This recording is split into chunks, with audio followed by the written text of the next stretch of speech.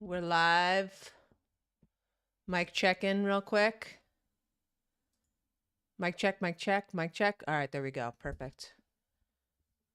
Welcome to the first Read the News with Me segment. This was supposed to be on my second channel, CC Brooks. However, that is a brand new channel. So once you click the Go Live tab, YouTube gives you a 24-hour wait time. So I'm doing it on this channel, and then I'm going to unlist this, I think, and I'm going to post it back on the CC Brooks channel. So I will let everybody know about that later in case you want to come back for it. It is Saturday morning, 9 a.m., February 4th, 2023. And we're going to get into some news today. So I hope you guys are interested in that. All right. And if you're not, well, then you won't be here. So let's go. Who's in here already? Charlie Beats in here. Charlie, I hope you had a great weekend. You're back in Chile, Ohio. Excited to catch up on the thing with you and Rob. I'm excited for you too, man. I'm excited. I hope you guys had a great vacation, some nice relaxation. And yeah, it's good to see you again, brother. Yaman, good morning. Ronnie, hello, good morning to you. Political Time with Cece. You all love to see it. By the way, Gabagoo, what's up, Radical? Good to see you, brother. Kliz, what up? Shack Attack in here, what's up? Jonathan, good morning. Rebecca, hello. Hello to you and Biv. So Callie in here, more politics, please. I know that is such a sarcastic comment from SoCali, but that's okay. So I have a list. Hello, let me just say hi to everybody. The chat is like bouncing around. Hey, Chalk Burger, Chalk with the hamburger. Hey, Mama, how are you? Good morning to you guys. How you doing, Jen Unheard? Doing good, man. All right, so this is my first segment. I'm kind of improvising it. I did prepare a little bit, so I have a couple of topics that I think I want to cover, and what I think I'm going to do is I'm going to open up the Daily Mail and the New York Post, see what's on the main page right now, and then go into the topics.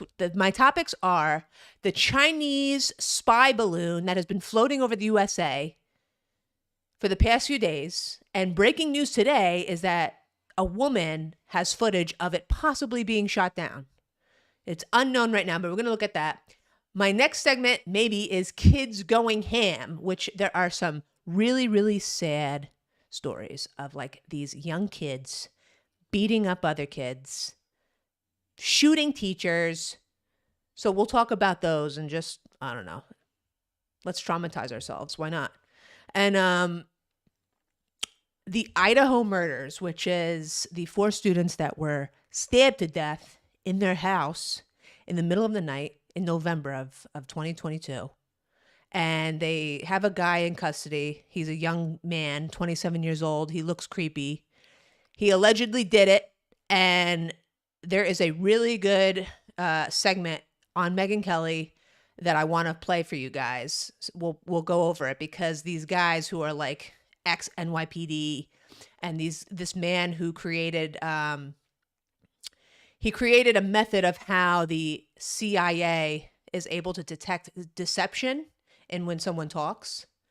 So she interviews him and she interviews these 2 other NYPD guys who are, past investigators of murders and stuff. And it's really interesting because they go into like the psychology of this guy, what he might have been thinking, how he might have been like prepping to become a murderer. I think that's interesting stuff. Okay. So that's another thing.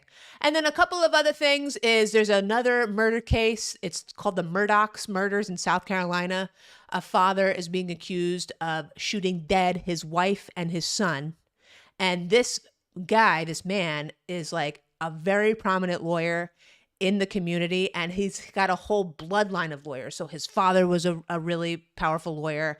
His grandfather was a really powerful lawyer. And this man, Alex Murdaugh, who was accused of murdering his family, he's sus. He's got a lot of issues with stealing money from his clients, possibly financial fraud. So the motive that the prosecutors are saying is that he killed his mother, or he killed his wife and son to deflect attention from his crazy shit, because he's being sued for his son who is murdered now. He's being sued for his son killing a girl on a boat. And if they were going to go into his finances, they were going to discover a lot of things. So the motive is interesting, but we're going to go into it. Innocent until proven guilty. I always say that, okay? And then lastly, what I saw is there's a teacher shortage, and you won't believe what they're doing in order to get more teachers. It's not paying them more. Hint. It's not paying teachers more. Okay. So that's what I have on the timeline. And let me say what's up to everybody. Pac-Man, Lenny Rosario, hello. Good morning, Kwan. How you doing? So Callie in here. Good day, Mumsy. I'm just going to bed, 1 a.m. here. Oh my God. I've got my coffee. I'm ready. It's 9:08 here. Let's go. We're on time. When the baby arrives, can you start a stream so I can see them? Well, obviously after you get out of the hospital. Yes, the babies will be in our content. So yes, that's going to happen. I mean, I don't know. I've thought about it like, is that okay? Like the babies don't have consent, but I don't know. I think it's okay. Everybody, Trey, hello. AA Ron, let's go. Yo, good games yesterday, AA Ron. Good games. I was listening. You guys did well. It was tough games, but you know what? I can relate, okay? It doesn't mean anything. It's just sometimes tough games.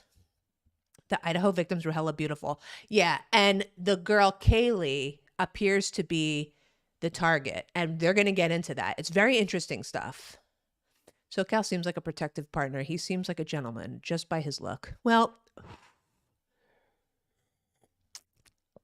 I could never be with a man that is not protective, number one, because I like my man to be able to fight for not only himself, but for me and our family. So yes, he is protective, but he's not like possessive and he's not insecure. So yes, if one time we were at a red light, this was in Dallas, Texas, and there was a homeless person on the side of the road, and he was definitely having like a mental issue at the time. He was like throwing his sneakers in the bush, and he was like trying to talk to the people in the cars, and he was like coming up to our car, threatening us, and Rob was about to get out and punch him in the face. If he had to, of course. He wasn't trying to start anything, but the man was very deranged, and he wanted to protect me and himself, of course. So yes, he's willing to fight, but of course you want to be able to control that as well. And he is a gentleman. Yes, bliggity blow. Dragon, good morning. All right, I hope you guys are ready for this. Again, this is improv, and it might be a slightly disorganized, but I tried to prepare as much as possible. I don't have a producer. Yo, good morning, Will Anderson. Good morning. How are you? Good to see you. We're going to get into some topics today. Okay. Hello, Felipe. Hello, Jason Gates. How are you? Tough, great games. Yes, you are right. Yeah. Tough games, but good games. Yeah. I know how that feels. Hopefully you get in there again and have some fun. All right. So the first segment, we're going to talk about the Chinese spy balloon that's been floating over the United States. First, I'm going to play a segment about it. And then I'm going to go into the most latest breaking news, which is it's possible that it was shot down. Let me find this real quick. Boom, boom, boom, bing, bang, bang. Okay. So this is from NTD. I'm going to change the camera. This is from NTD News on YouTube. I don't know if you guys know of it or not. Did my camera switch over properly? Streamlabs doesn't like to work. My Stream Deck doesn't like to work sometimes, so I got to do it manually. All right. Here we go. So this is the initial report about it.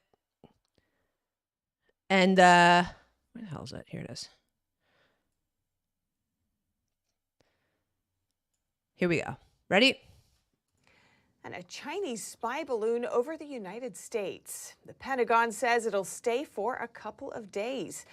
NTD's Iris Tao has the latest from the White House. President Biden agrees not to shoot down the Chinese spy balloon to Now, I don't know if they, first of all, I don't know if they mentioned this in this segment, but this balloon is as big as 3 buses. I think they do say it in here. potential risks to civilians on the ground. That's according to the White House, which revealed on Friday that Biden was briefed about the balloon as early as Tuesday. It does not present a military or physical threat to people on the ground. We are tracking closely and keeping all options on the table. The White House adds that Biden agreed with Secretary of State Antony Blinken's decision to postpone his trip to China. And that the PRC. Thank God he postponed his trip to China. That's really showing force right there. Thank God. You know, and then when they say like, okay, it doesn't pose a risk. Okay, but like, what about the people where the balloon is floating over? That's very concerning to me and to everybody. And everybody has a right to be worried about it. And just because they're like, oh, don't worry about it, we're going to keep it up for a couple days, that doesn't make me feel better. It doesn't make me feel better. What's up, Biff? What's up, Diablo? Welcome back. There's also one over South America. Okay, hold that thought. I'm going to look that up. Good morning, pal. Happy Saturday morning to you. All right. Not a security threat. Okay, here we go. His decision to take this action on the eve of my planned visit is detrimental to the substantive discussions that we were prepared to have. Reaction to the Chinese balloon! The president himself, however, did not stop for my question on Friday about the spying airship. And China claims that the balloon, which is the size of 3 buses, is a research airship blown off course. But the Pentagon rejected that claim on Friday, saying it is used for spying. Okay, did you hear that? So China said it's a research balloon that flew off course, and then the Pentagon says, no, it's for spying. So, of course, I'm going to believe the Pentagon over the China, but then their response to it, who knows why? Who knows? They're saying it's dangerous to the people below. Okay. We know that it's a surveillance balloon. Clearly, it's violated U.S. airspace. The balloon flew over Montana, which is home to hundreds of ballistic missile silos. And the Pentagon says the balloon, which is maneuverable, is now somewhere above the central U.S. and moving eastward. It's maneuverable. So they're controlling it remotely, of course, and they're probably collecting the data remotely. So if they did shoot it down, they probably wouldn't lose any data that they collected. However, they would lose the technology of the balloon itself, which maybe we have it already. Maybe we have something better. Who knows? But few details were given on its exact location. It's over the center of the continental United States. That's about as specific as I'm going to get. I understand it might be inconvenient, but does the public not have a right to know if the balloon public is over their certainly state? has the ability to look up in the sky and see where the balloon is. Do you hear that? The guy's like, hey, like, don't you have a right? Don't people have a right to be concerned? He's like, oh, well, we're not going to tell you where it is, but the people can just look up and see it. Oh, great. Who knows what it's collecting? If I saw that thing outside my window, I'd be like, what the hell are they recording me? Are they recording my IP address? Are they recording what I'm doing on the internet? Like, who knows how sophisticated it is? All right. And this guy's sitting here saying like, yeah, you can look up in the sky. Like, that's a cheeky response right there. That doesn't make me happy. And beyond the balloon are larger threats posed by Beijing. Lawmakers from both sides of the aisle say this incident demonstrates that the Chinese Communist Party threat is not confined to distant shores. It is here at home. The Great. Chinese Communist Party has long posed a technological, economic, and military threat, and we're just seeing the latest evidence of this right now. And as the Pentagon says the balloon will stay over the U.S. for a few days, some congressional Republicans are escalating calls for the administration to take it down now. And Senator Josh Hawley is now demanding an investigation into what he calls Biden's baffling response thus far. I can't stand, it's always, oh, I demand an investigation. We all know, people who pay attention, the investigations go nowhere. This is something that you have to act on right now, okay? And okay, they just said it's going to stay up there for a couple days. When was this report? This report was yesterday. I'm going to show you right now that it's possible it was shot down. I'm going to show you a breaking news article that was on Daily Mail this morning. I'm going to show it to you because this segment's over right now. Reporting from the White House. Okay, here we go. Okay, what's up, huge ass? What's up, Tactical Joe? Trump, I was curious of what Trump said about this. He thought it should be shot down. Now, if it's the size of 3 buses, that sounds like it would be dangerous to shoot it down. However, I digress to this news article that was today. Here we go. Explosion in the sky. above Billings, Montana, where Chinese spy balloon was spotted infiltrating U.S. airspace, as residents report seeing seeing a jet zoom by after officials came under fire for refusing to shoot it down. So this was 1:28 Eastern. Okay, so this was reported this morning or updated this morning. Okay, so now I'm going to play you this clip from a citizen in Montana.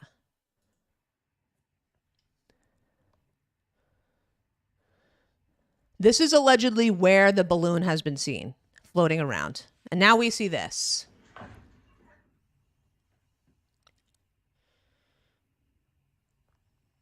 They were reporting that a jet zoomed by, and then this was the aftermath of it. I don't trust any of these tards. Last night I heard they found the second spy balloon. Okay, now is that the one in South America that you're talking about, pal? Because somebody mentioned that. Yeah, Jason Gates. Let me look this up real quick while you're looking at this. Chinese spy balloon.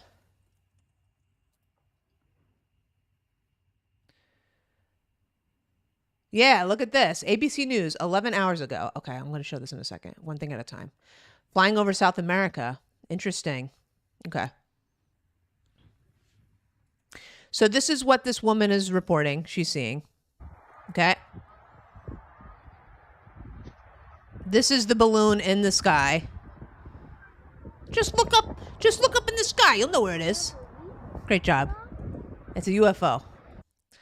Okay. Dolly Moore, who took the video of the scene, said she saw a jet go by so fast and then an explosion in the sky. As the video spread on social media, defense officials have said the balloon over Montana has not exploded. Okay. It comes after the U.S. State Department called the balloon, which was traveling over U.S. airspace at 60,000 feet, a clear violation of U.S. sovereignty, but said it wouldn't be shot down because it was flying over a number of sensitive sites. Okay, well, here's the picture of something. Who knows what that is? But if they did shoot it down, why wouldn't they admit that? That's another thing. Who knows why they do what they do? But if it was shot down over Montana, these other news organizations aren't doing their job because the others are still saying it's on the way to North Carolina. They would want to be careful because America is in NATO and has Europe as backup. Well, China has Russia as backup. Who knows who else, okay? So this is the route of the Chinese spy balloon, which China says is a research balloon that has gone off course, okay? And it's controlled remotely. Okay. U.S. officials said the balloon is large enough that destroying it would rain down debris, risking the safety of the people on the ground. Analysts said the balloon is about the size of 3 buses and can be fitted with high-tech equipment, including cameras, sensors, and radar. So screw the people below. Don't worry about it. Just go back to your, just go back. Just don't worry about it. F-22 fight jets were mobilized to track the device as it hovered over Montana, which borders Canada. Okay. It entered U.S. space a couple days ago. Its exact location was not shared, but like the man said earlier, just look up in the sky and you'll know where it is. Great. Is it possible Nancy Pelosi is piloting? Are you being a troll in my chat, so Kelly? What? You crazy bastard. It could have some kind of chemicals on it, so if you shoot it, it will kill everyone inside too. So there's that. Oh. That's a good point. Like the balloon has chemicals in it, so if it rains down on people, it could target people. What's up with aliens? So Nancy Pelosi, who knows? That's another story. Okay.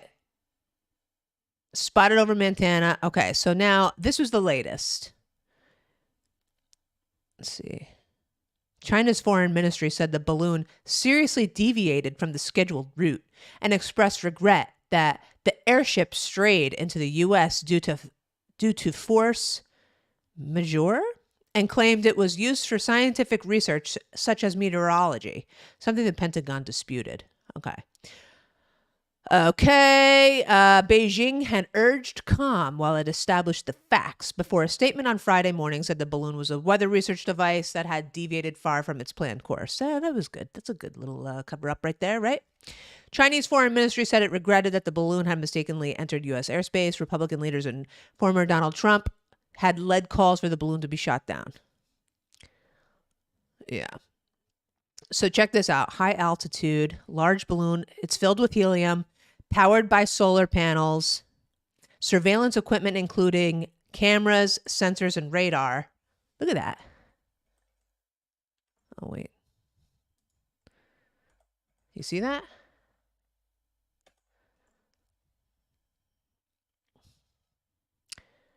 A bus. So it's 10 feet tall, 40 feet long. Wow, that's crazy. I wouldn't want that hovering over my house, that's for sure. Or the United States, for that matter. Oh my God. Nicole Scherzinger displays her incredible figure in a black crop top after denying claims she split from her boyfriend, Tom Evans. Back to this article. Okay, the U.S. canceled the Secretary of State long trip to China. Good. Okay, so this is what we know. Okay, now, you guys let me know that there's another one in South America. I did not know this. So here's another article. Okay, flying over the United States. It's a civilian balloon. Where is the Chinese balloon live update? Second balloon flying over South America, Pentagon. Surveillance balloon being maneuvered by China. The Pentagon tonight. Mary Bruce at the White House. Images like this one. It first entered American airspace over Alaska, then flying into... You gonna play for me or what? There we go. Play? What happened? ABC News. What happened?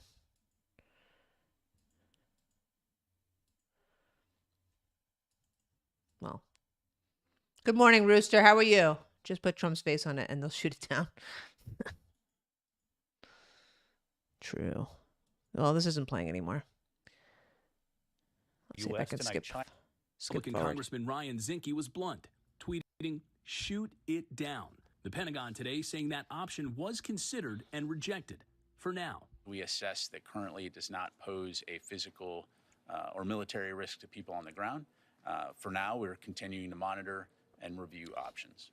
The White House today saying President Biden agreed with I'm the trying to Pentagon's find that, strong the South recommendation. American The risks part. involved with shooting down the balloon just too great.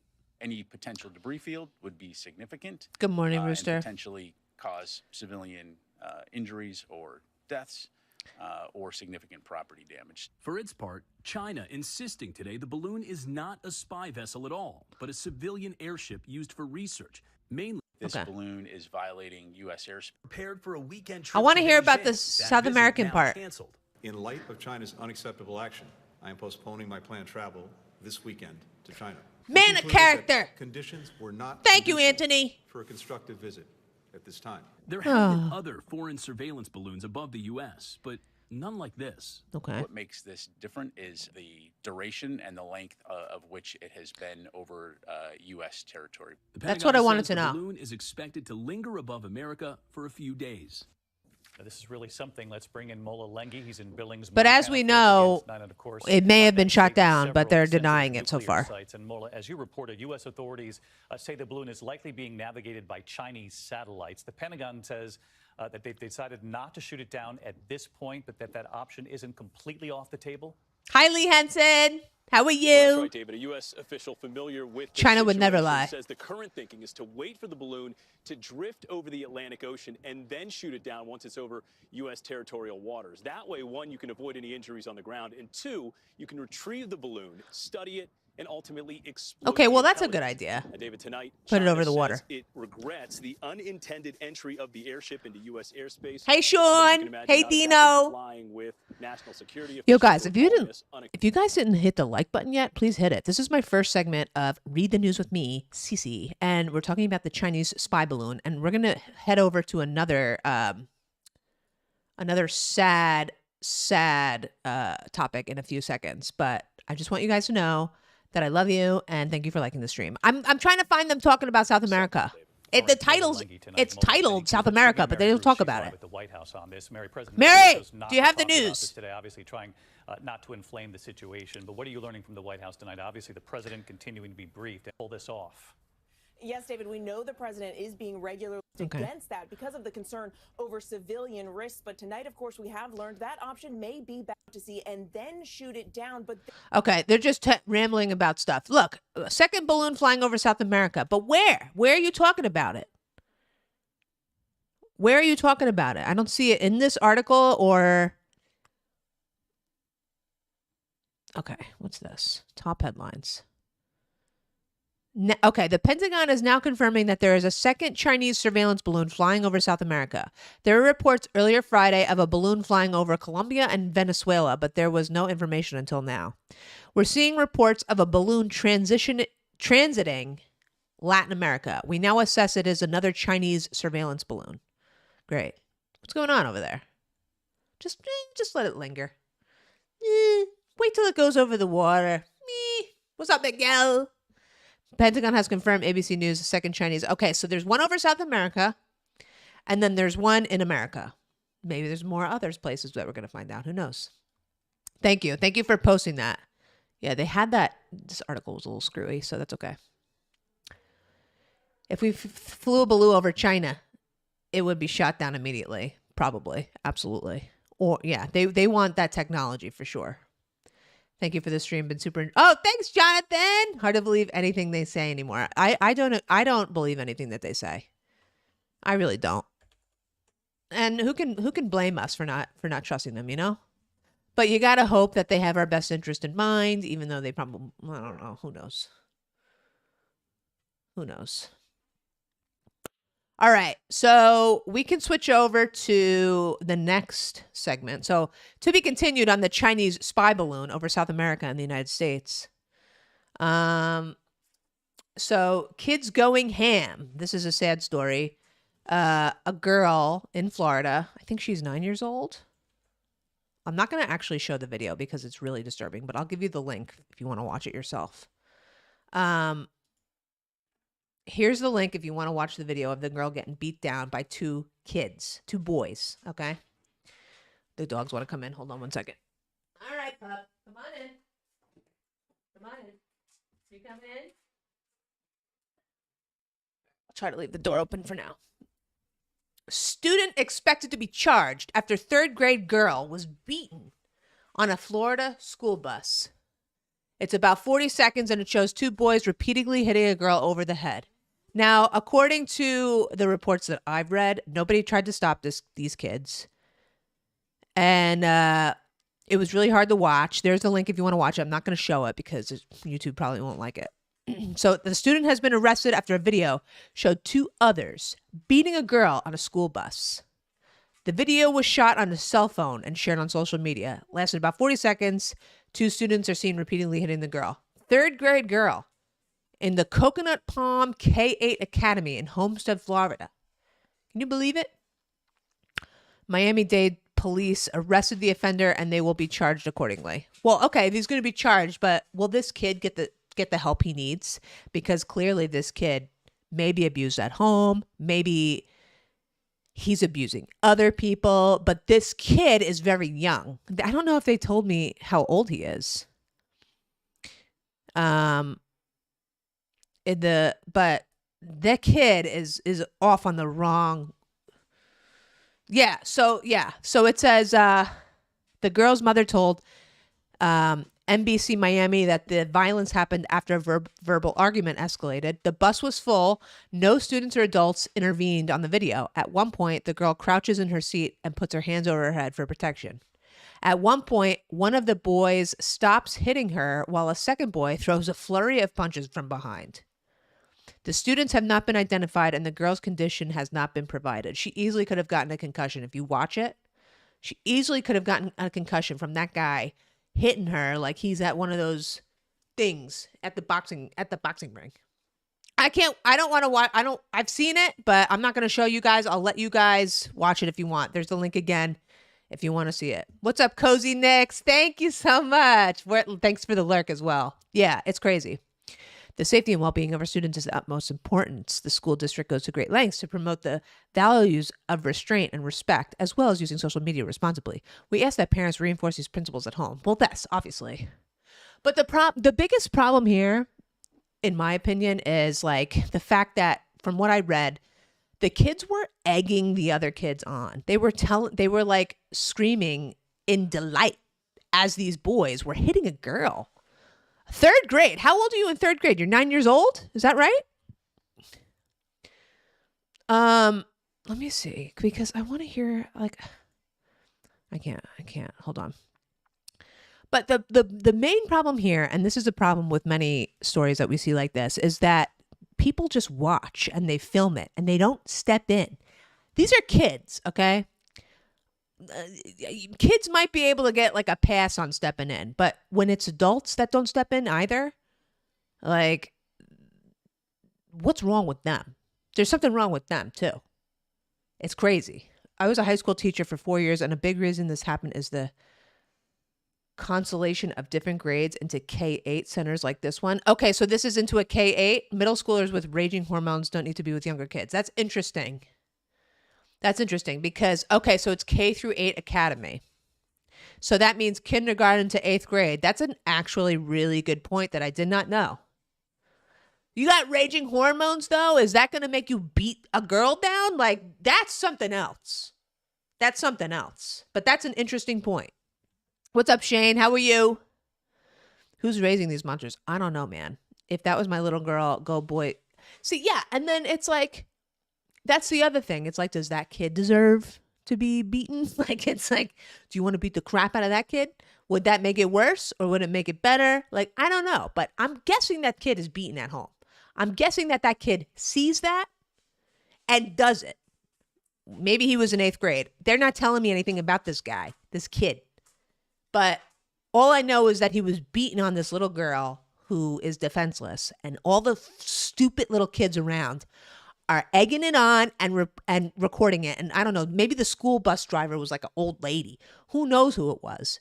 Who knows if she'd even know? I remember my bus driver couldn't hear well. Maybe she didn't even know what was going on, you know? So who knows? Fire the teacher over stuff like this, but we need to fire the parents. Well, the parents come into question immediately in this case. In these cases where the kids are crazy. Kids are going ham. What is going on? Something's right. Something is wrong. Never supposed to hit a girl ever. Well, I could get into something with that, but I'm not gonna go off on a tangent. But no male should hit a female because females are usually weaker than men, and men will break your jaw, maybe even give you a concussion, maybe even kill you if they're strong enough to punch you in the face in the right spot, right? But this is a little baby. This is a little baby getting hit by a fucking stupid kid. Ugh. Blah, pisses me off. What I mean is that all kids need specialized attention based on the age level they are, not blanket supervision. Specialized attention. Okay, so based on like how old they are, you're saying, and what's going on in their life at that moment, they need specialized education or specialized attention. That makes sense to me. That makes sense to me. I'm good. How are you? Good to see you, Shane. You'd want to beat his ass, but obviously we know better. Yeah, but you know, yeah. That's the thing, though. I think that kid is getting his ass beat. Maybe he's beating up his siblings. Maybe he's beating up his friends and doesn't serve. This is a true story. I've said this story before, but this is a true story, okay, in my own life. I was outside of an apartment complex a long time ago. I'm sitting out there in the parking lot. I'm waiting for this kid to bring me weed, okay? And there are these 4 little kids playing outside. One was probably like 3 years old. The ages probably ranged from like 4 years old to like 6 or 7. There's like 4 kids outside. And one kid starts crying and runs over, and the mother comes out, and the kid said something like, the kid hit me. And then the girl goes, the mother goes, well, you better hit him back. And if his mother has something to say about it, you tell her to come see me. That's exactly what happened. I'm paraphrasing because it was a while ago and I forget exactly what she said, but she told her kid, a little kid, to hit that kid back.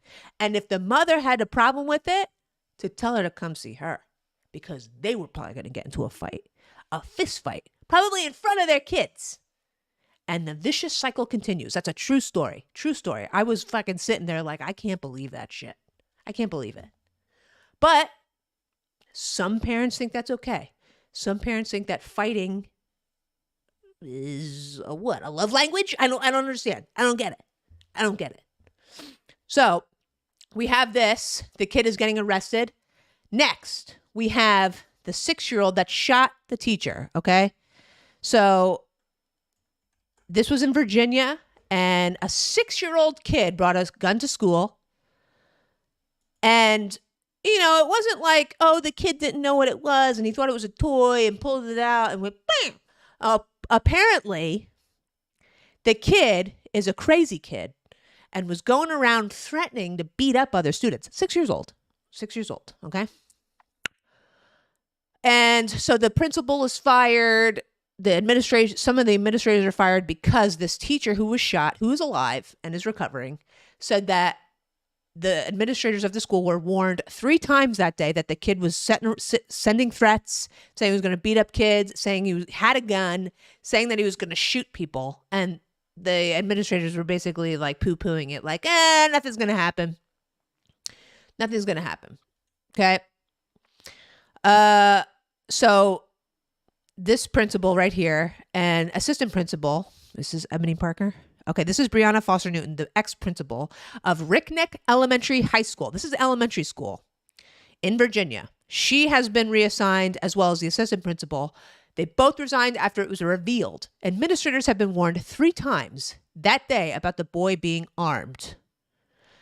Zwerner. Who's Zwerner?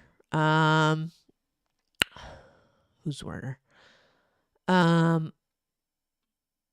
It continues to be reported that an unidentified school administrators were aware the 6-year-old student had a gun at school on January 6th and simply failed to act. Newton's lawyer, Pamela Branch, told reporters Mrs. Newton has been assumed to be one of the administrators. However, this is far from the truth. The fact of the matter is, those who were aware that the student had a gun on the premise that day did not report it to Miss Newton. So basically, they're saying the principal did not know about it. Other administrators did, and they didn't tell her. Okay.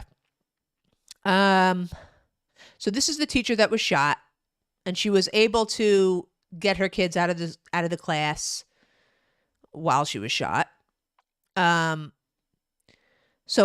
this is another crazy story of just like these kids that are crazy. But what happens after, I think, is the most important. What's up, Splinter? How you doing? You have crazy people in the USA. Well, wouldn't you say there's crazy people everywhere, our kid? Where do you live? Do you not have crazy people over there? No crazy people? Because if not, I'm going to move to where you are. That's what I'm going to do.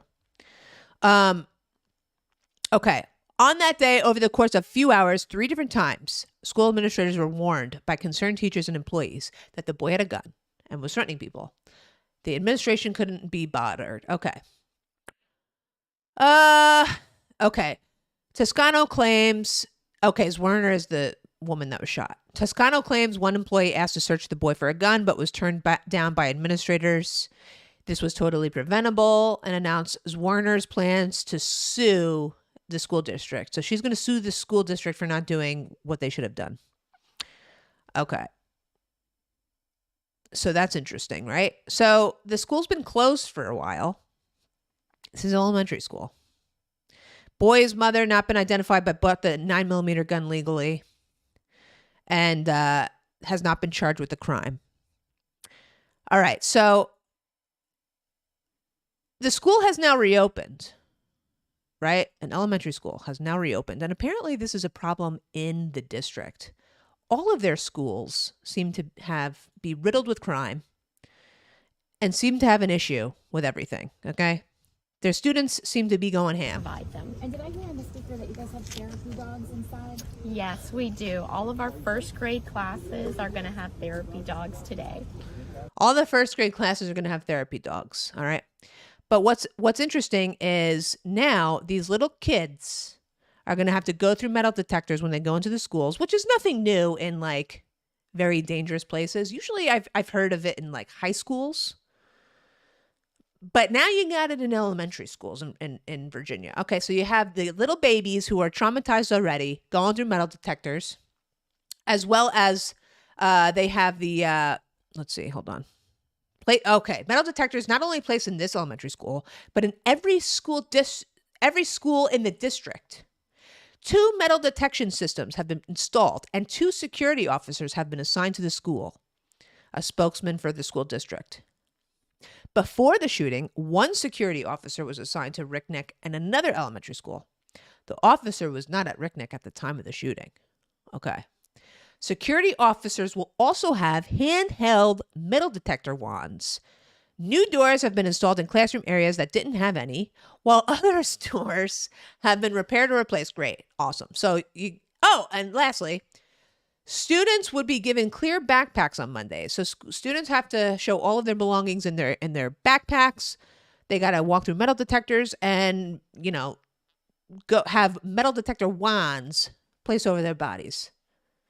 So they're going to be reminded every day that they may not be safe in their school, especially after some 6-year-old was going around threatening to beat people up. What 6-year-old do you know that does that? What 6-year-old do you know goes around saying they're going to beat the crap out of you and shoot you?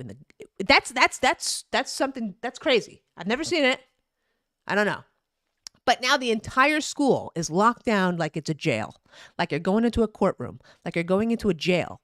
And these little babies have to be subjected to this kind of crap. To be honest, I wouldn't want to send my kid there. I don't want to send my kid to a place where they have to walk through metal detectors and wear plastic see-through backpacks because some kid might want to shoot my kid. That's not going to happen. I'm not going to be there for that. My kid's not going to be in that school. That's why I believe in school vouchers. Give the parents money to send their kids to a good school. Don't have them limited to the public school district if it's a crappy one, where you got to walk through metal detectors, where you got to worry about your kid being shot by another 6-year-old, okay? Because if you've got deranged kids around your kid, you have every right, and as a parent, you should protect your kid at all costs and keep them away from that shit. Keep them away. Keep them away from that. It's very sad that these kids have to go through metal detectors. All right, let me see what you guys are saying about this. Yes, exactly. Parkland. Other school shootings. It's reported, nothing happens. It's because these people don't know what they're doing. We expect these people who are in positions of power to be smart and competent and know what to do. They don't know what to do. People focus on the gun. They don't focus on the mental issue. They don't focus on the problem that created that monster, the thing, the symptoms. They don't focus on that. They focus on the object that the person used. I think it's a matter of not focusing on the right thing. What's up, Larry?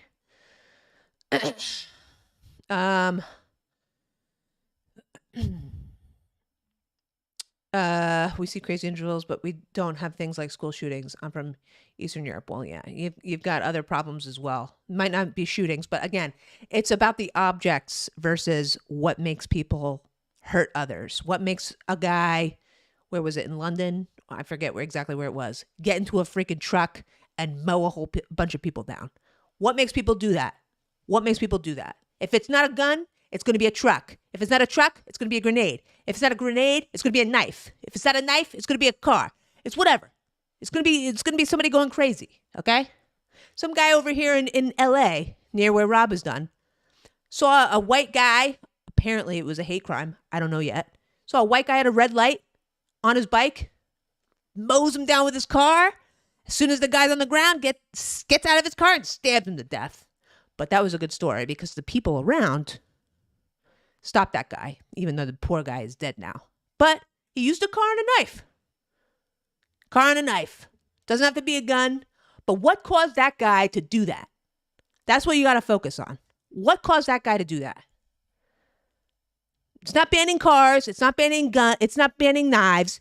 It's banning that fucking mentality. We got to fix it. It's a sickness. And apparently that man, the guy that I'm talking about in LA, according to the bystanders, he was shouting white privilege crap. I don't know if it's true, but that's what the bystander said. So if that's the case, then that's a whole nother issue. A whole nother issue. What's up, Robert? How you doing? Catholics are woke now. Catholics are woke. You mean the Pope is woke? You became all types of protective over shit like this going on in the world. I mean, this is sad. These are sad stories, but you know, it's interesting. You know, it's like it brings into question like what's going on in that school district where not one but several schools are having metal detectors installed, clear backpacks mandatory for little babies. Like I don't know. I don't know about that. Timothy, salud. Good to see you. Good to see you. I feel like playing. Side note. I feel like playing Warzone today. Should I play Warzone today? Should I play a little bit of solo? I don't know. I feel like maybe streaming that a little bit. I have my makeup on. Why not just do it? I gotta put together the rest of my babies. I'm almost done putting their changing table together. And I was gonna do something else, but I forget. But anyway, Europe has stabbings like crazy. I'd pick getting shot if I had to choose. Well, you know, they say that a man or a person with a knife can be very. It's like, you know, if the person's close enough to you, it's dangerous because the knife will open you up fast and can kill you fast. A gun, if you're far away, obviously is lethal. But if somebody gets close to you with a knife and you don't know how to disarm that person, it could be bad for you.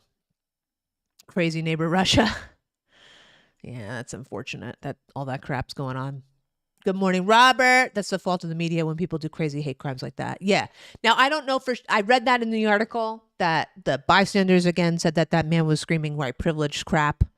I mean, that's derangement. And that was embedded into that guy's head to hate white people from all of the indoctrination that we see about hating white people and all that crap. But that's another story that we're not going to cover today. There's another story we're not going to cover today.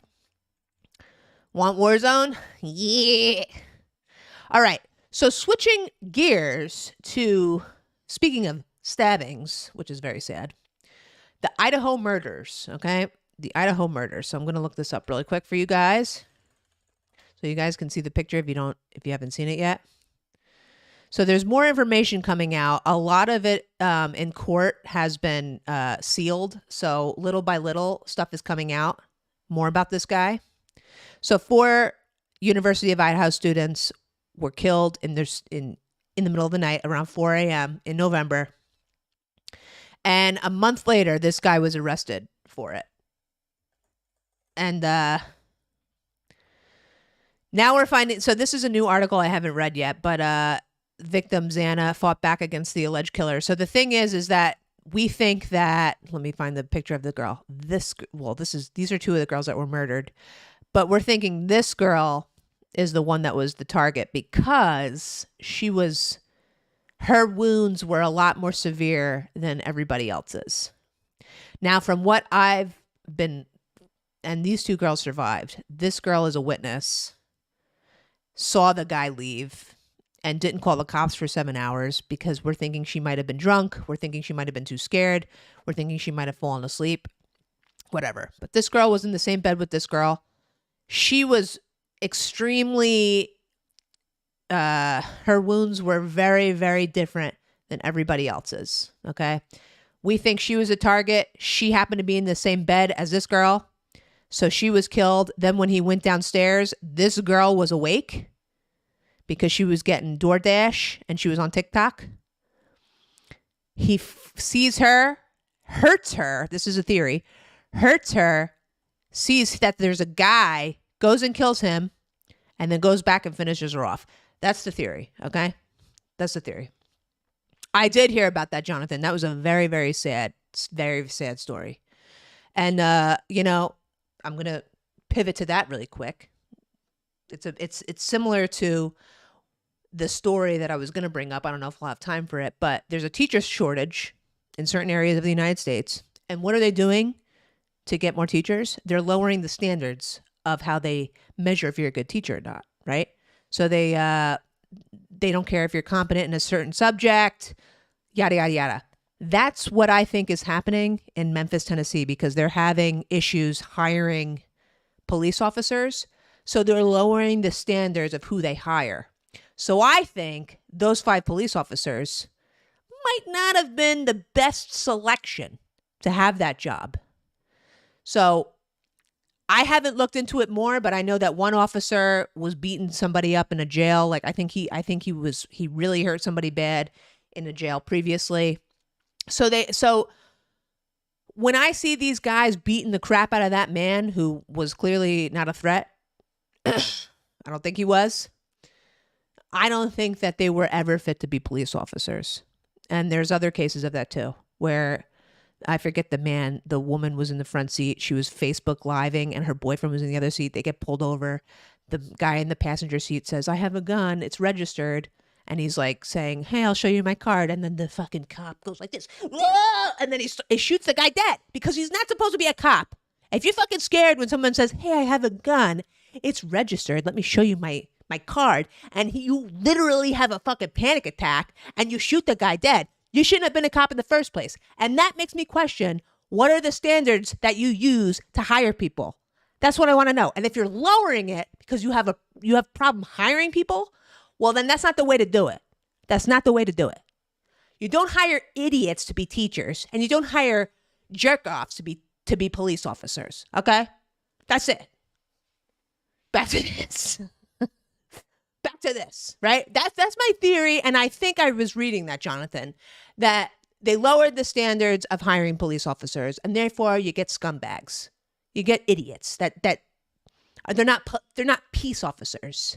They're fucking gangsters in fucking uniform that have a lot of power over you. And if you don't listen to them, you're going to get pulled out of that car and you might get tased and you might even die. I don't know. That's what it is, I think. That's what it is, I think. Okay. So this was an interesting conversation that I listened to on this Megyn Kelly show. Some of you guys might know who she is. But wait, I kind of want to get to the full segment. So, I don't remember, but I'll summarize it for you. So these guys, this man created some type of deception, the human lie detector. So he came up with certain ways to analyze when people speak and pinpointing deception. And the CIA uses this guy's technique. These guys are retired NYPD officers who I think work in this guy's company. And so she has them on and they're talking about the Idaho suspect.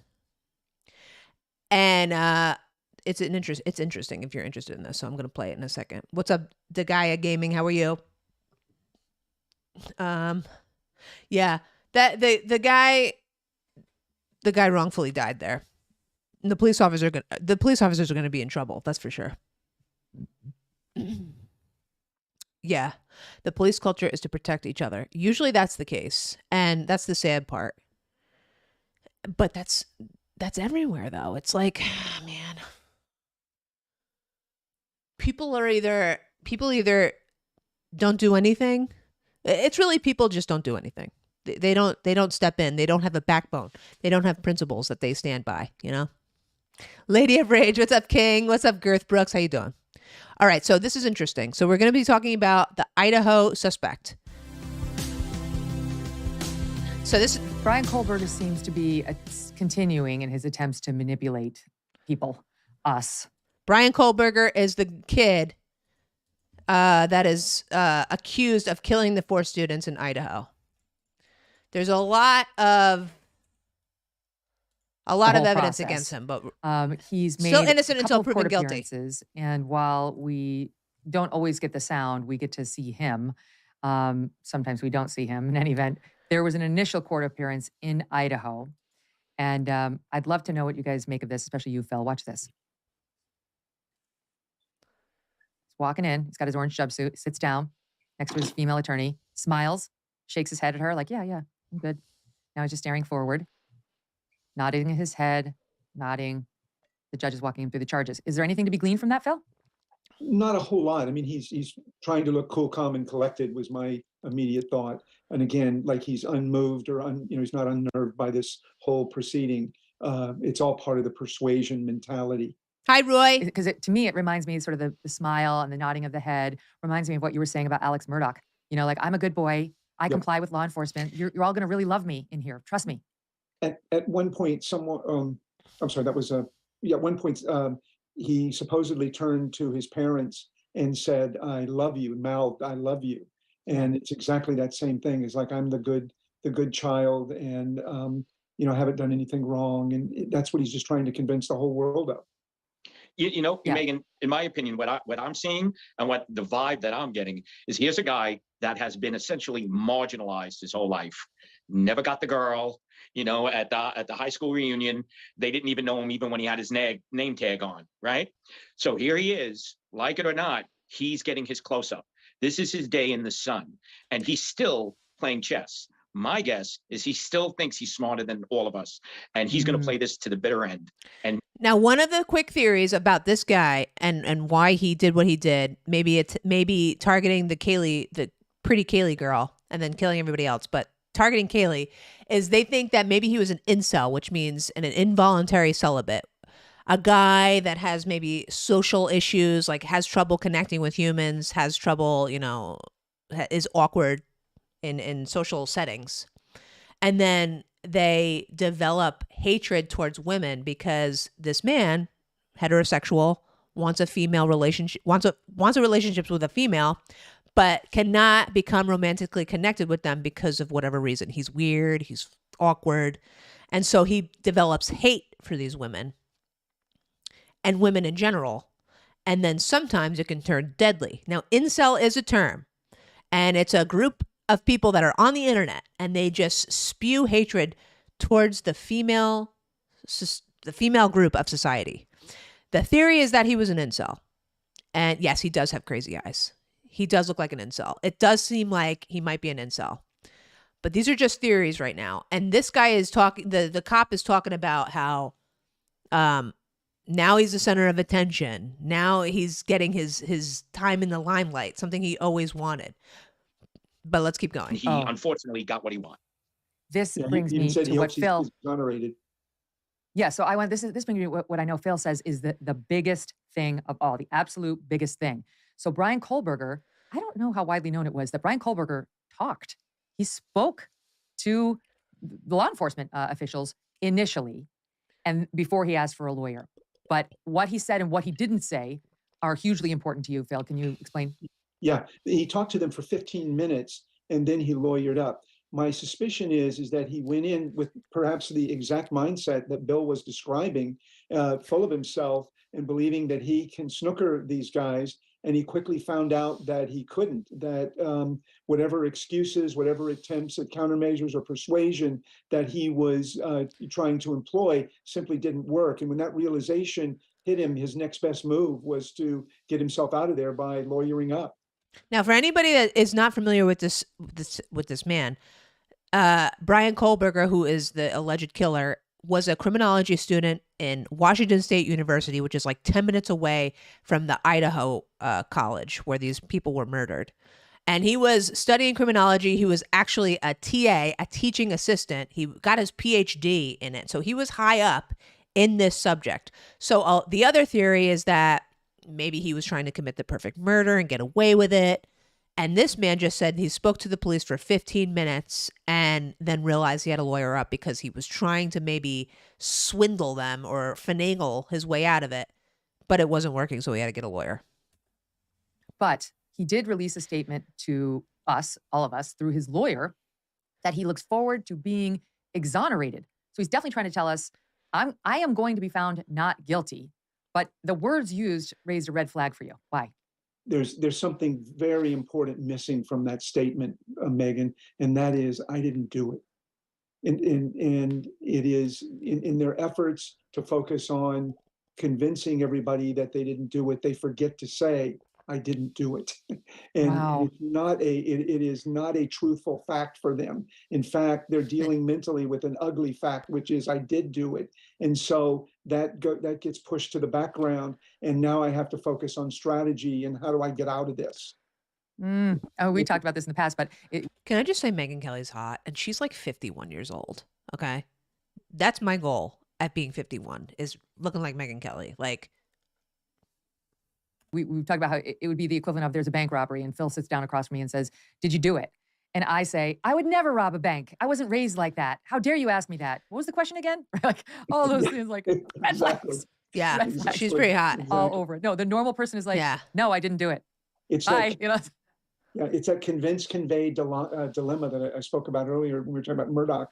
It's that your questions start to put them on the spot, and they can't convey because that's bad for them. That brings consequences, and instead they're trying to do everything under the sun to convince you that it wasn't them. Mike, one of the Interesting. eerie things about Hi, that video that we Birdie. saw of him driving the white Hyundai Elantra with There's a part, hi Birdie, how are you? There's a part that I'm going to get to where they found writings from Brian Kohlberger when he was 16, and he's a complete nihilist. He has no purpose in life. He has no purpose as being a human.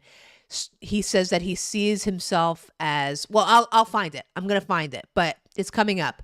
But hearing that reminded me of the Columbine shooters from the 90s, because they would pen all of these different types of letters about how they hate society, how they hate people, they want people to burn. And those are the type of people that go out and kill people. his dad cross country to go back home to the Poconos in the Pennsylvania, is that's the getaway car. If what the police are telling us is true, that's the getaway car that he got into after he murdered them. And we're seeing inside of it. We're seeing him. It's eerie, but that car is huge in this investigation. Absolutely. That car is going to be very huge in this investigation. I mean, listen, we know that he cleaned it. I'm personally a little surprised that the investigators watched him clean. So this is him getting pulled over while he's doing a road trip from his college to Pennsylvania, where his parents live, during the Christmas time.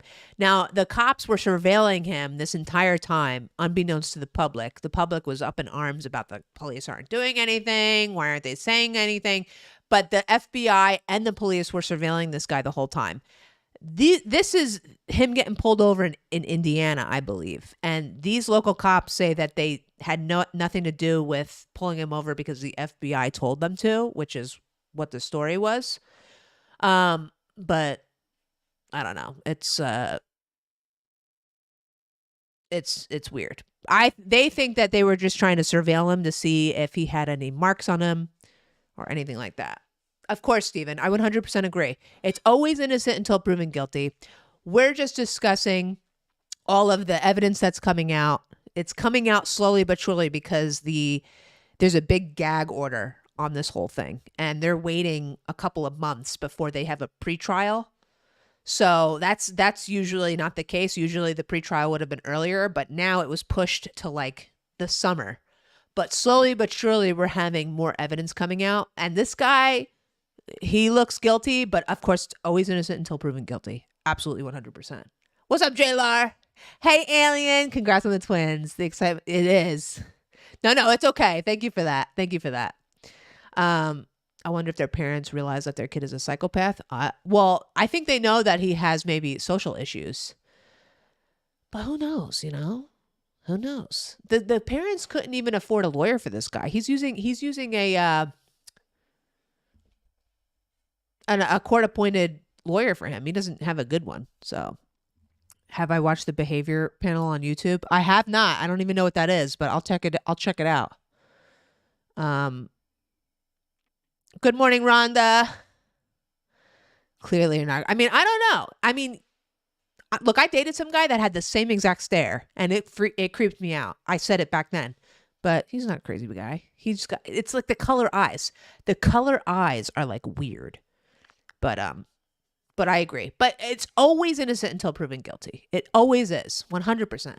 In this car and allowed it to go Public on, defender. Thank you. without at some point, Thank you. stepping in and trying to pull, some kind of a rabbit out of a hat and prevent that Because he from did it when occurring. he was already on their radar. He did, just to interject, he did it when he was already on their radar and being monitored by the FBI back in Pennsylvania, according to the Correct. reports. I'm just a little shocked that they're acknowledging that they watched him thoroughly scrub this car down. However, even with the thoroughly scrubbing it down, once they forensically process this car, it's virtually impossible. Yeah, in case you missed that, the FBI was surveilling him in Pennsylvania, and he was cleaning his car with gloves on.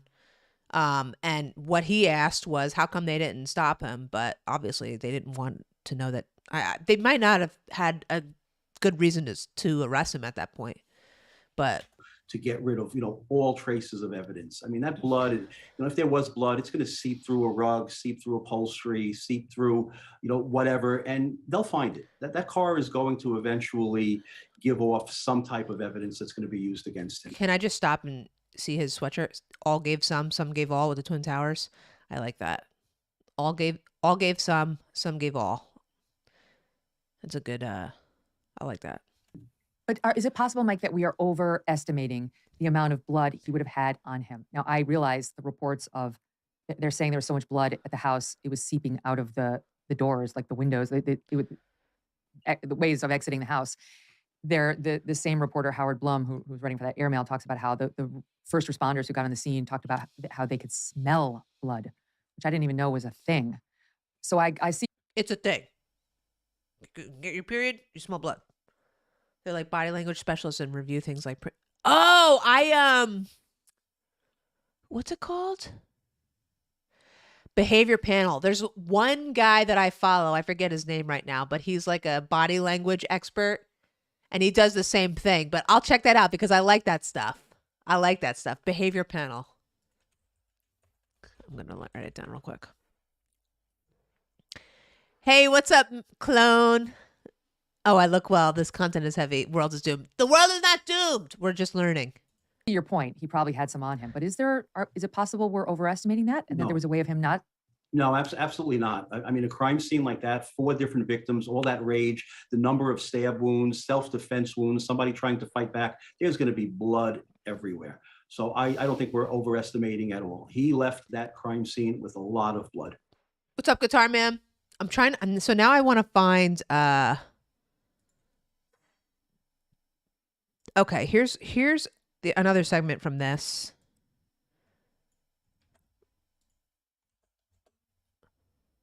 Which was interesting. How important is that going to be, Bill? There's no murder weapon. And can you speak more to Mike's point about he goes in there and he kills these 4 victims? Like, they're right next to each other. The two were sleeping. The 2 blondes were sleeping in the same bed. Kaylee, I'll get you a picture of them really quick.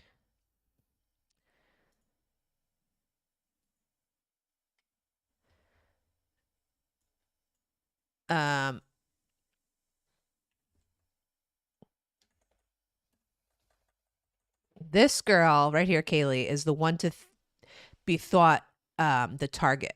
They were sleeping upstairs, these 2. They were like best friends since they were little kids. They were both sleeping upstairs. We think he was targeting her. She was right next to her, so we think he killed both of them, then went downstairs and killed these 2. Okay. Sleeping right next to each other. It remains to be answered. How was there no noise? How wasn't there? Why didn't we have screams as the person next to you is getting murdered? Well, you bring up a fascinating point. And again, we were talking about this. Thanks, Son of Bray. What's up, Guitar Man? How much information? Have a good day at work. Possibly studying serial killers or murderers. Did he practice on the most effective way, or Google the most effective way to kill someone with a knife? How to do it silently? Killing someone, it's hard to kill someone unless you go with a direct, thrust to the heart, or you slice. See, those color eyes are like what makes it look crazy, right? But yeah, this is very, very, this is a deep subject for sure. The throat with your hand. No, sorry to talk about this way, but this is how we talk behind the scenes. There's going to be noise. And was he able to see that there was a male? There was a surveillance. He did surveillance before he went in. Our understanding, based on the pinging of the phone, and we can't say it's absolutely him, but his phone pinged at around 3:30. It was a food delivery at about 4. He went in right after that, right? So if he went in as soon as he got there, when that food delivery knocked on the door, he could have disturbed the whole act. So he's talking about the cell phone pings. Now, the evidence that has come out in the affidavit for the arrest warrant says that they were able to ping his cell phone on specific phone towers in specific areas. And at 3:30 a.m., his phone was pinging at a cell phone tower that is very close to this house. So it's not actually giving his location of like him being like right behind the house, but it's giving his location at a phone tower right in that area. So it's alleged that he was casing the house at 3:30 a.m., waiting for the correct moment to come in. And there was a DoorDash. You know, I love DoorDash. There was a DoorDash order at around 4 o'clock-ish for the Burnett on the second floor. So he's saying he was casing the joint. He knew there was a male there. Maybe he did, maybe he didn't. But he knew that they were home and maybe was just waiting for lights to go off or something. But he maybe did not expect to be met face-to-face with different people. So he goes in, 2 people, you mean there's no noise, right? Then to your point, he goes down to the second floor. Does he give, the female, stab her? Mike has a great theory. He thinks she heard the noise on the 3rd floor, opens the door and sees him directly. He engaged her and then went to the male. And that's where there may have been some scuffling and defensive wounds as well. Mike, didn't you mention that? Well, you're talking about, because he went in, the original 2 murders were the 2 women on the 3rd floor. And then he went down to the couple, the male-female couple, who was on the 2nd floor. So what's the theory, Mike? My theory is the couple on the 2nd floor, she was found on the floor, not on the bed. She just received a food delivery at 4 o'clock in the morning. She had to take time to eat it. She was on TikTok, I believe, at 4:12. So this was not going to be a sleeping victim like the 2 up on the 3rd floor were. My theory is that she heard some noise. She might have opened up the door probably right at the point that he was about to enter the door. She might have been stabbed initially, fell onto the floor. He went onto the bed, stabbed the male, and then came back and finished off the female. I just wanted to make another point about the possibility of him cutting himself. Now, this is from the affidavit as well, what I'm going to tell you.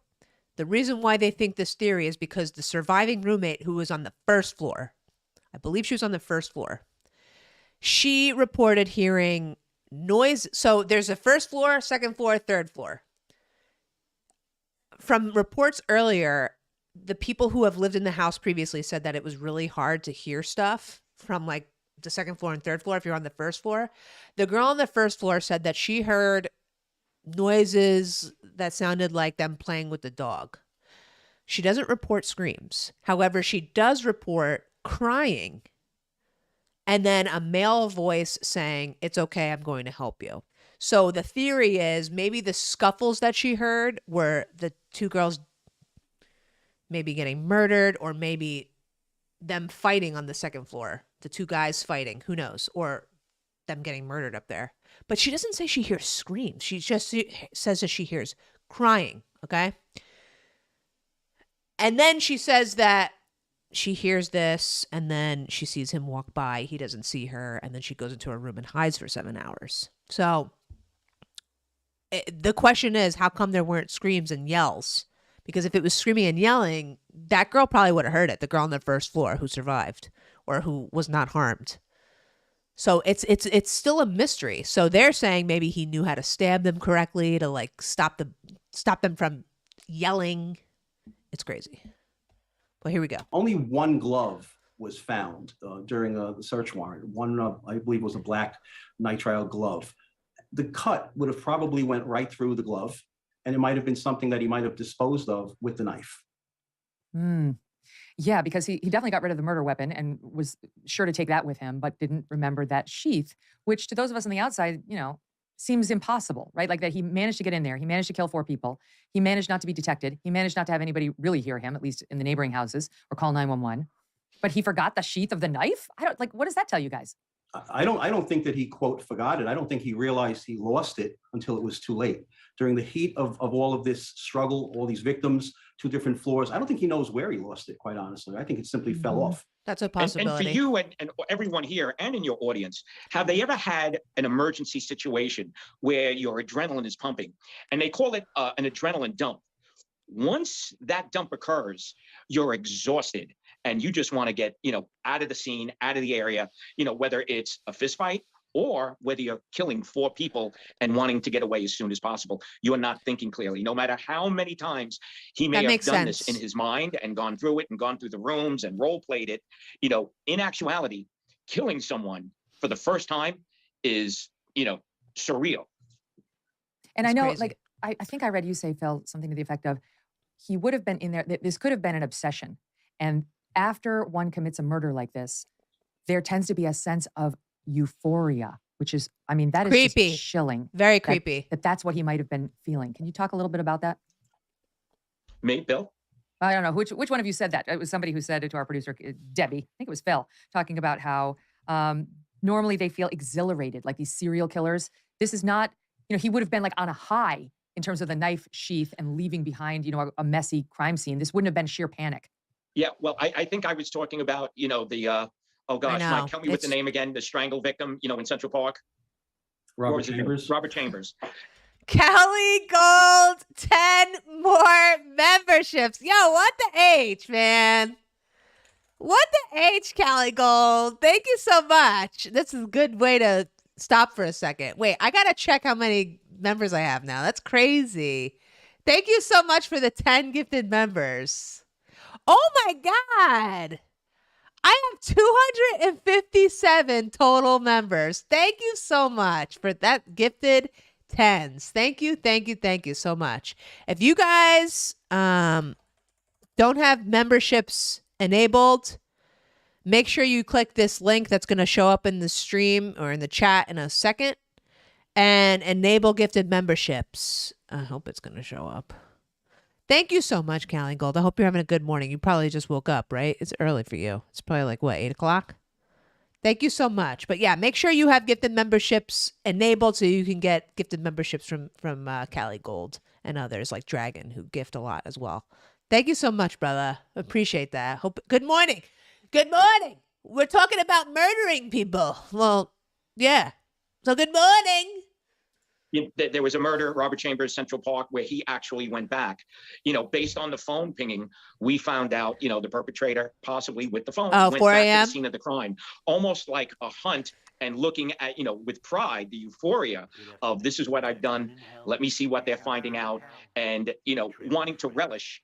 Almost like a football player spiking the football and celebrating the touchdown. As macabre and as horrible it is to think. Look at, oh, this alert is all screwy. That's crazy. I wonder why. Oh, maybe it was because Darthalis has crazy characters in his name. Thank you so much for the 10 gifteds. I appreciate that. There's a part of this segment that I want to find. And I don't know if it's going to be in this clip, but I'm going to find it. Repeat after me. May I burn in hell. If I betray my friends. If I betray my friends. Hold on. I'm going to go pee really quick. I'll be right back. What's up, Nick? Congratulations. Short intermission.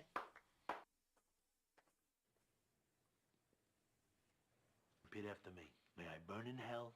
May I burn in hell. If I betray my friends. If I betray my friends.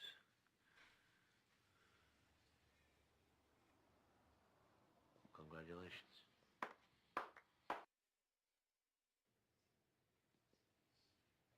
Repeat after me. May I burn in hell. May I burn in hell. If I betray my friends. If I betray my friends.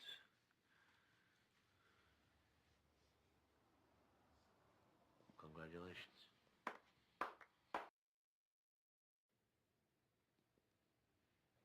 Repeat after me. May I burn in hell. May I burn in hell. If I betray my friends. If I betray my friends. All right, we're back. All right. What's up, Kim? Callie Gold. Yes, thank you to Callie Gold for the gifted memberships to 10 people. That's amazing. Thank you again, Callie. May I burn in hell. All right.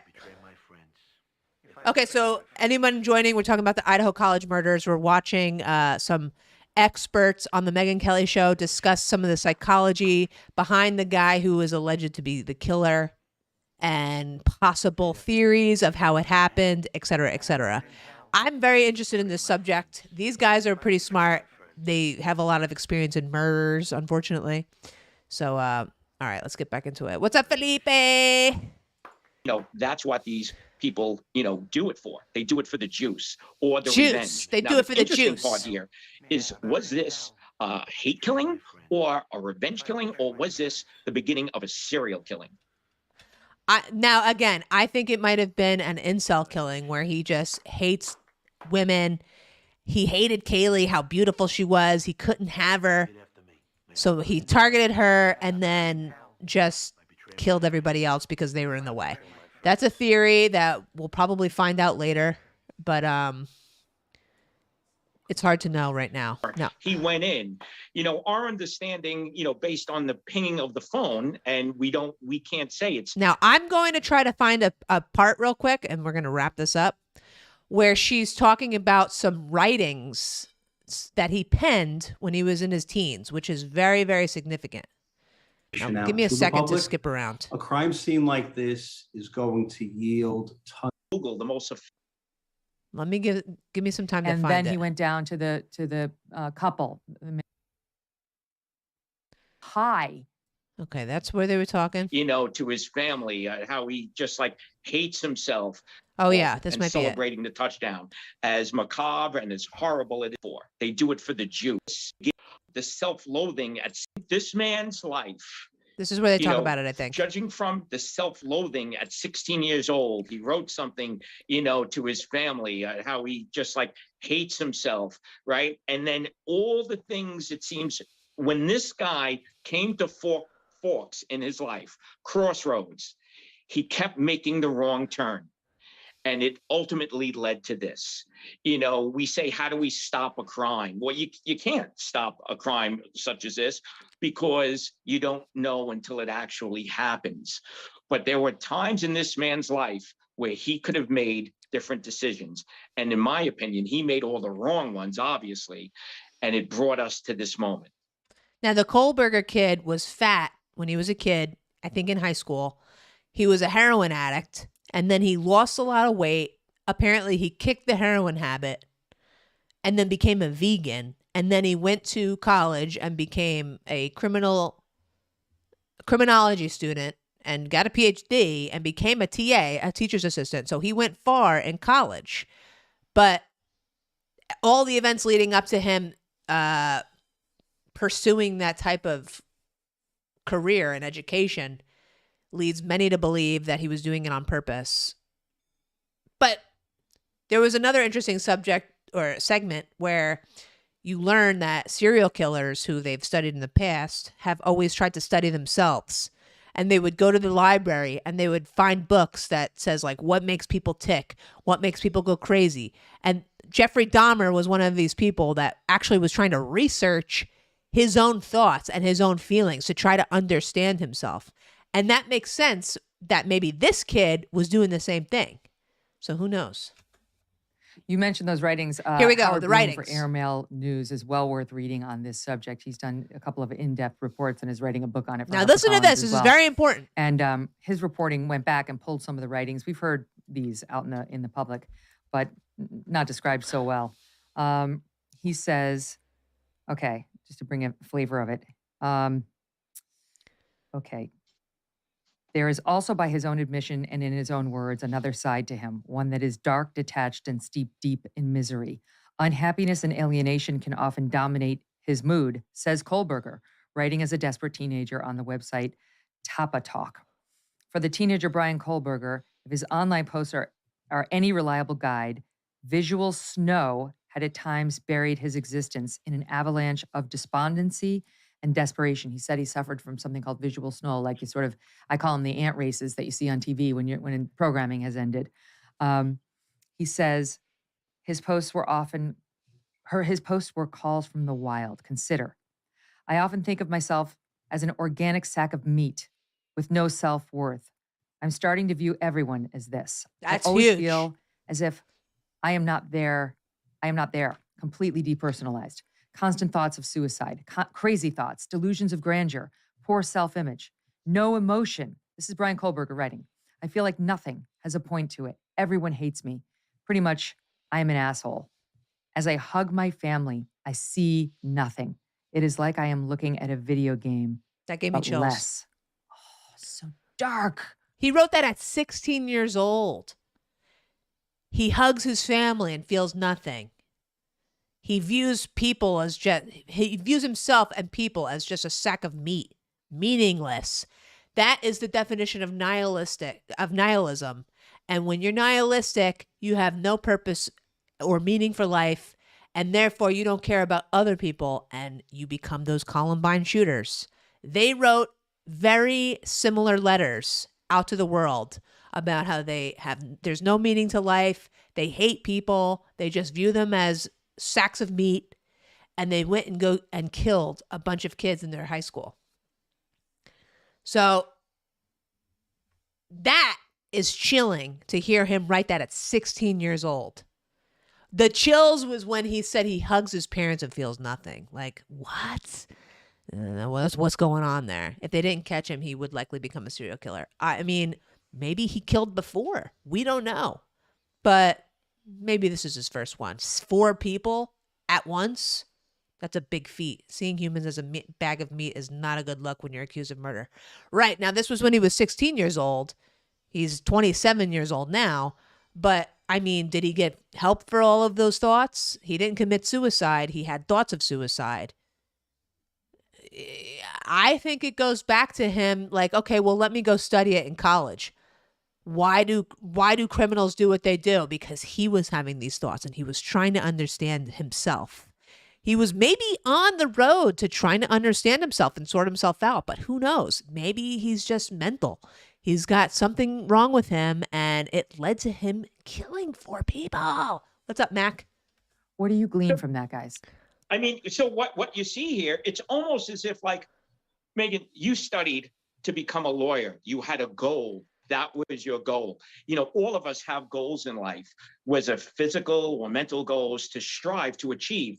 It seems that his goal was to become this evil, loathing person, what he had within to project to the world. And unfortunately for us, he accomplished that goal. What do you make of it, Phil? Megan, the way I would describe it, and I agree with what Bill was saying, what you see in those early comments about himself is an emerging psychopath, in my opinion. Yeah. And that's not just, a loose observation. While none of us are psychologists, we were trained to identify certain symptoms of psychopathy. And even as a teenager, and you see these, you could see behaviors that are evidence of psychopathy. The 4 major characteristics that you're looking for initially, number 1 is extreme narcissism. Number 2 is, and this one's really important, the rules don't apply to me. And the epitome of that particular element in this case is what worse rule to violate than killing someone. And then the other 2 rules are immaturity and grandiosity, the reference to delusions of grandeur and things. These are things that he believes that he can do. Some of the other things that he said about himself, he said, whatever I want to do, I can do with little remorse. And in other words, he doesn't care about the consequences. He believes he's smarter than everyone else.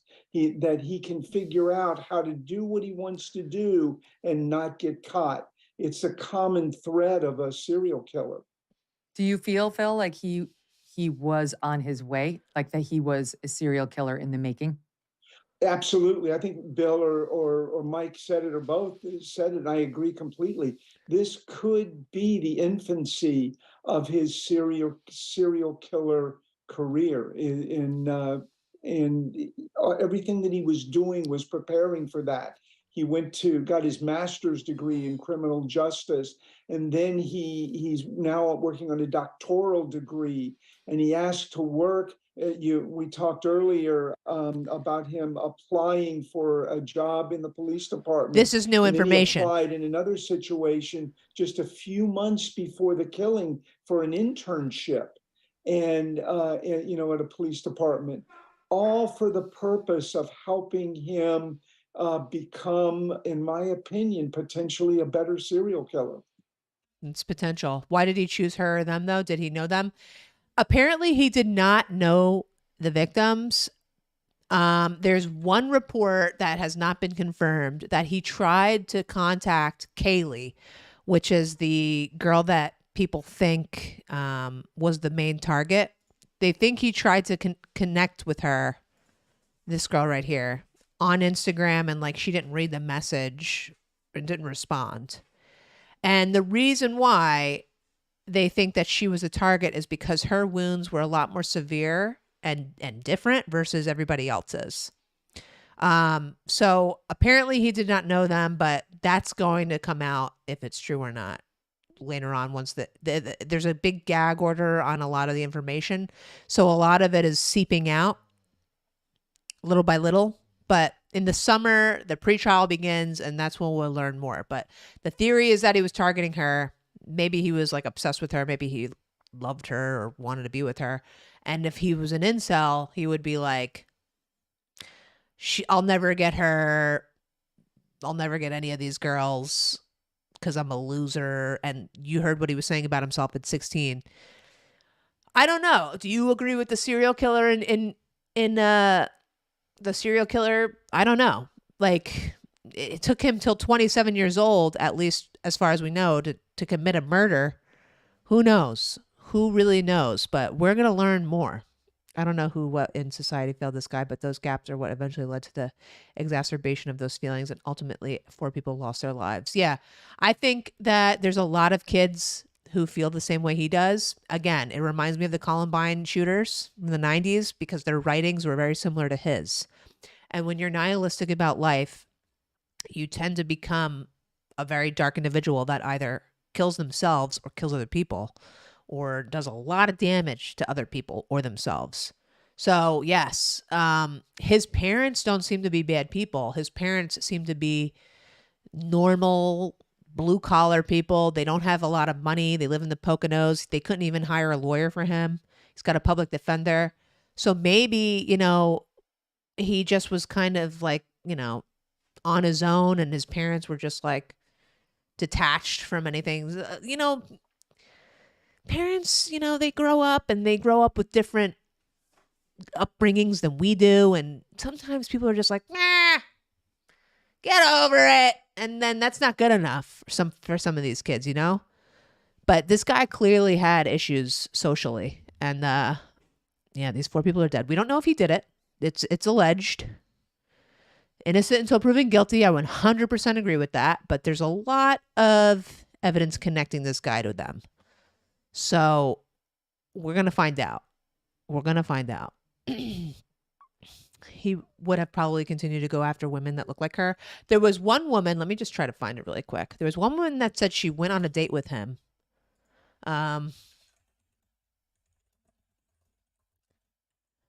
She made a tic-tac. This girl said it. Let me see. This girl claims she went on a date with him. And this is what she said about it. This woman couldn't believe her eyes. I recognized him immediately, and my heart just sank because I couldn't believe that, I was face to face with this guy. Nurse Haley Willett. Now, the thing of what's up, Promise? How's your weekend going so far? The other thing is that nobody came forward and said I was his girlfriend for so many years. I dated him for so many years. This is the only woman that came out saying that she went on a date with him. And this is what she said happened. Says they met on Tinder in 2015 when they were both psych majors at Pennsylvania colleges. He took her to a movie. Then She looks pretty.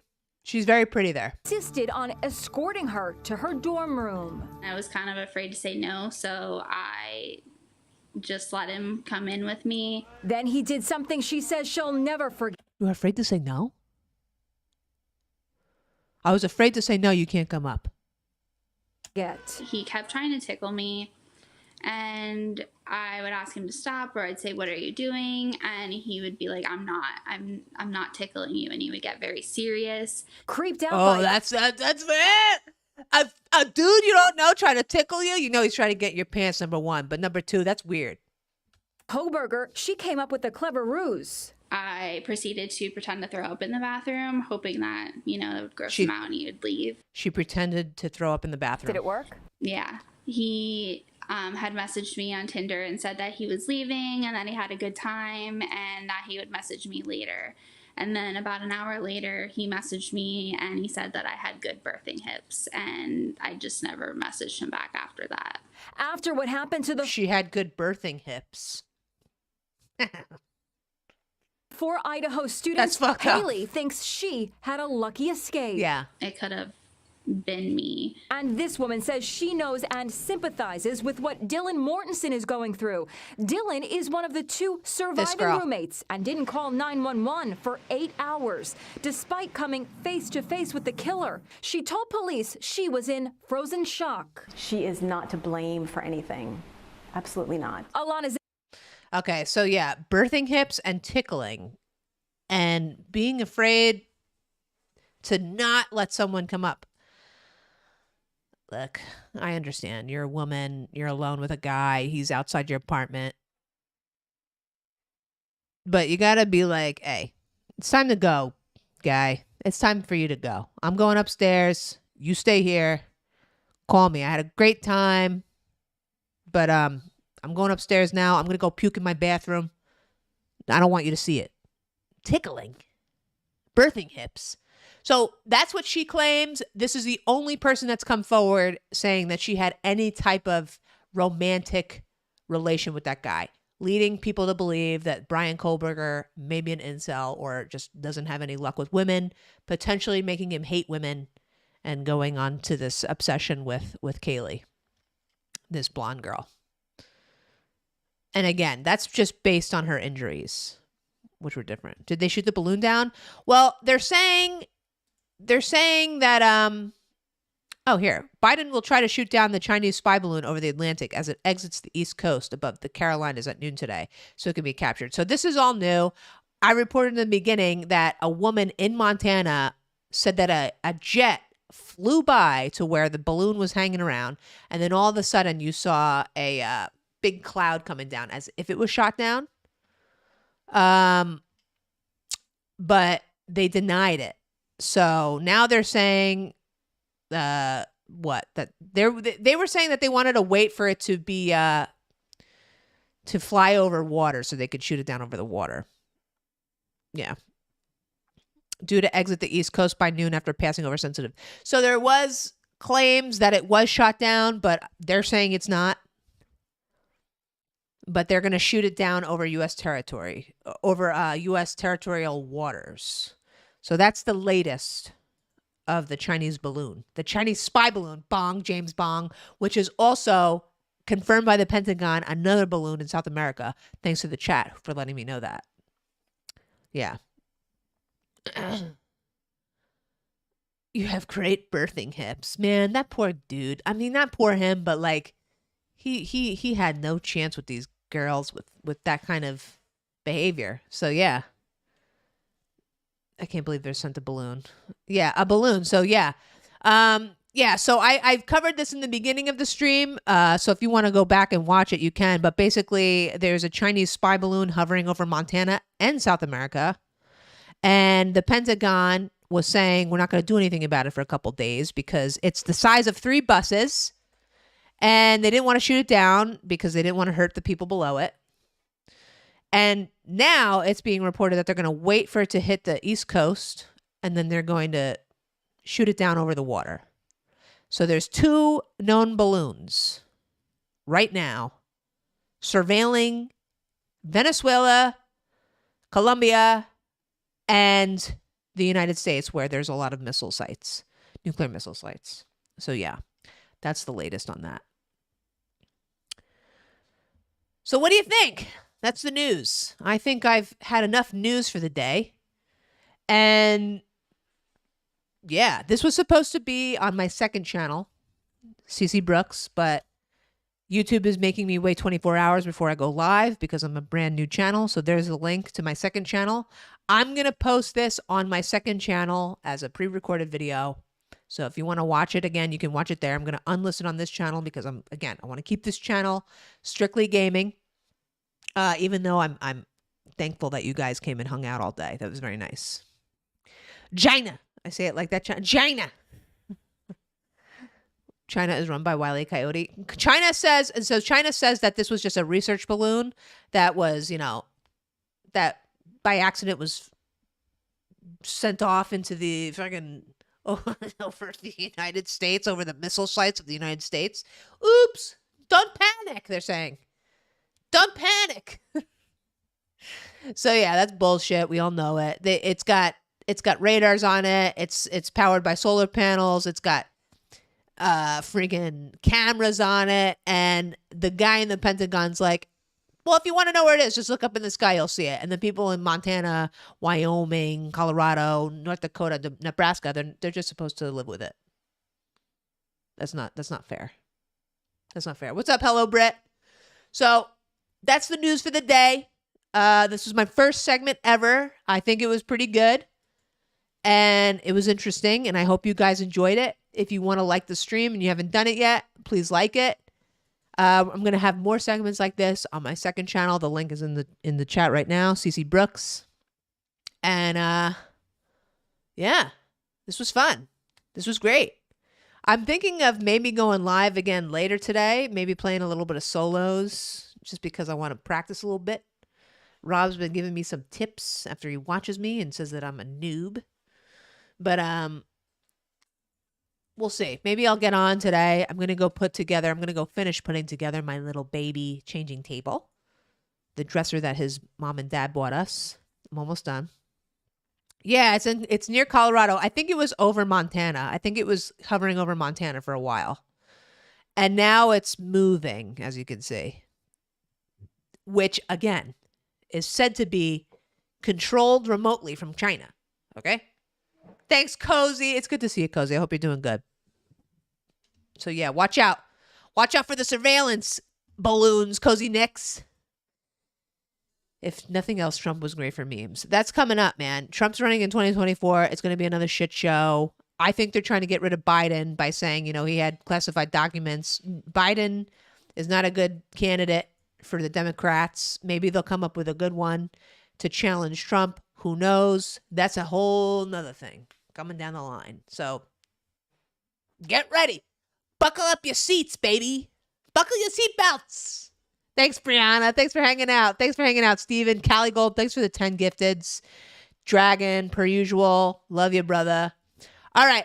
Time for me to go. It's 10:44. Rob's getting ready to go stream. And maybe I'll see you guys later. If not, I'll see you guys tomorrow for more Tony Soprano Warzone squads, baby. We got Cali Gold in there. We got J-Rod and we got Weasel. So let's friggin' go.